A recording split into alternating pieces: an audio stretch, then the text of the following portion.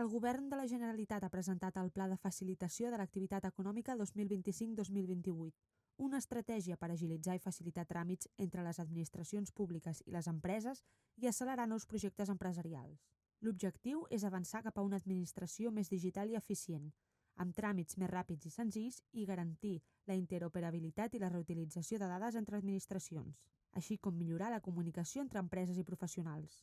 Els procediments complexos es podran resoldre fins a un tràmit de 3 a 2 anys. Departament d'Empresa i Treball, el pla 100 milions d'euros en 4 anys i un estalvi de milions d'euros per a les empreses. 106.000 empreses.